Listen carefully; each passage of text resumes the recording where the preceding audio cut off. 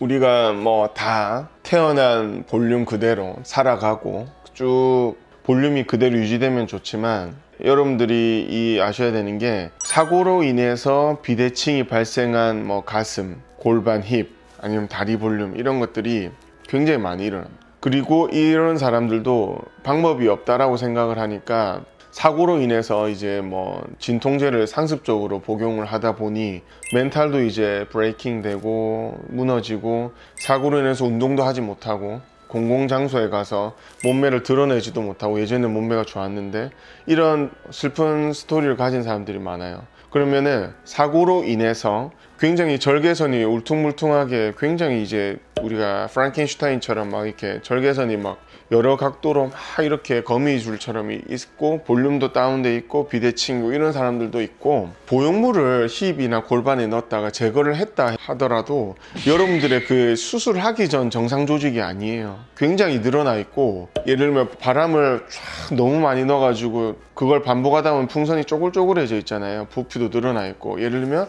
출산을 하고 모유 수유를 반복하다 보면 가슴 조직이 늘어나서 이제 잉여 피부가 발생해서 쪼글쪼글한 것처럼, 가슴 보형물을 제거했거나 힙, 골반 보형물을 넣었다가 제거한 사람들을 보면 정상 조직이 아니에요. 그런데 이런 게 있죠. 그 보형물을 대부분이 일찍 제거하는 경우가 없다라는 겁니다. 뭐 수년, 뭐 5년, 10년 있다가 제거를 하면은 보형물이 무겁잖아요. 그러면 이 보형물로 인해서 늘어난 조직들, 보형물이 있었던 부분, 없었던 부분하고 이 경계선이 굉장히 뚜렷하게 돼 있고 예쁘지도 않아요, 사실. 그렇다 보니까 수술로 인해서 염증작용이 일어나가지고 긁어내듯이 제거한 사람들, 지방이식을 바디 쪽에 계속 해가지고 볼륨 결손이 일어난 경우도 있고, 연구 필러를 넣었다가 이제 제거를 해가지고 주저앉는 경우도 있고, 굉장히 많습니다. 그리고 여러분들 흡입도 굉장히 단순하게 생각들을 하시는데, 우리가 예전에 힙이 컸던 사람들을 힙을 좀 축소하는 지방흡입 시술도 있었어요. 지금 생각해보면 미쳤죠. 볼륨 있게 하려고 난리인데, 그래서 골반도 쫙 일자 몸처럼 빼버리고, 우리가 힙을 지탱하는 이 엉덩이 밑에 허벅지 뒤편부터 바나나 롤이라고 해가지고 볼륨을 다 빼버리는, 그러니까 이게 지방 흡입을 했는데 골반 힙을 보지도 못할 정도로 완전히 납작하게 쭈글쭈글하게 만든 경우가 많아요.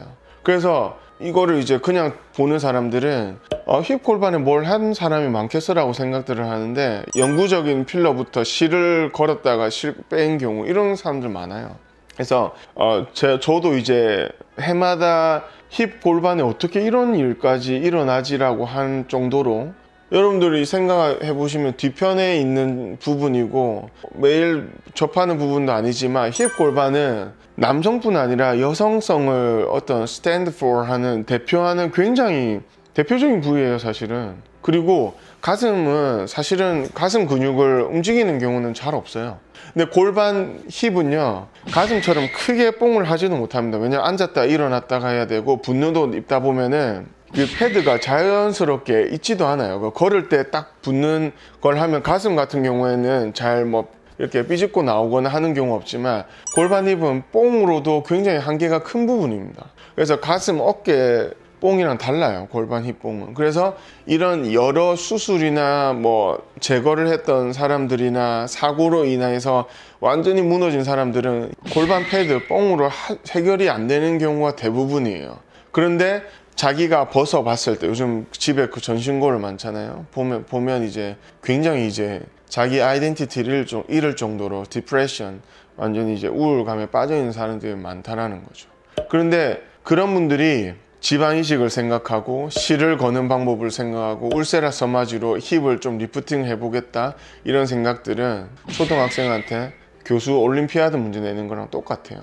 그런 거를 해결할 수 있는 병원이 없고, 제가 굳이 늘 뭐 인스타 전후나 제가 이런 영상을 찍는 이유도, 여러분들은 제 영상을 보면서 항상 제가 화나 있고 너무 이렇게 체하는 것 같고, 근데 저한테 시술을 한번 받아보신 분들은 다 그걸 느끼세요. 그렇기 때문에 저한테 이제 오셨던 분들 중에 유튜브 보면서 굉장히 이제 자만하는 것 같이 느끼는 사람도 있는데, 실제로 시술을 받아보면은 왜 그렇게 영상을 찍고 유튜브에서 더 자신감 있게 얘기하라고 하는 분들도 많아요. 그런데 제가 이렇게 앞에서는 지금 편안하게 이야기하지만 이루 말 못할 그런 굉장히 고뇌와 고통과 감내의 시간이 있었기 때문에 이런 케이스들을 극복하고 해내는 거지, 정말 어려운 케이스들 한두 케이스 하다 보면 그런 사람들의 일상생활로의 자신감을 찾는 거, 그런 모습을 보면서 이건 사실 정신과적인 부분도 연결이 돼 있는 겁니다.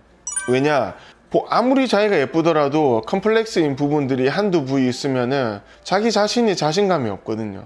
외형적인 것으로 인해서 정신적으로 굉장히 자기가 수면제, 우울증 약을 복용할 정도로 심각한 사람들은 그 근본적인 펀더멘탈한 게 극복이 돼야 되는 거예요. 예를 들면 돈이 없어가지고 내가 전전긍긍하고 살고 있는데 돈이 없는 상태에서 여러분들이 정신과 약물을 복용하는데 그 해결이 안 되는 거예요. 그게 가슴이든 골반이든 힙이든 얼굴이든 저는 그거를 묵묵하게 해결할 뿐인 거고, 저는 그래서 앞으로 여러분들한테 굉장히 이런 부분들을 강조해서 얘기할 거예요. 그래서 얼굴이든 가슴이든 어느 바디 부위든지 간에 한번 여러분들이 믿음을 갖고 저랑 시술을 시작하면 끝까지 책임지려고 해요. 그것 때문에 제 인생이 사실은 좀 너무 피곤하다라고 생각될 때도 있는데, 정신적인 부분까지 강력하게 제가 케어를 해드리기 때문에 자기가 나 같은 사람 있을까 생각들 정도로 복잡한 케이스를, 히스토리를 갖고 있는 사람들도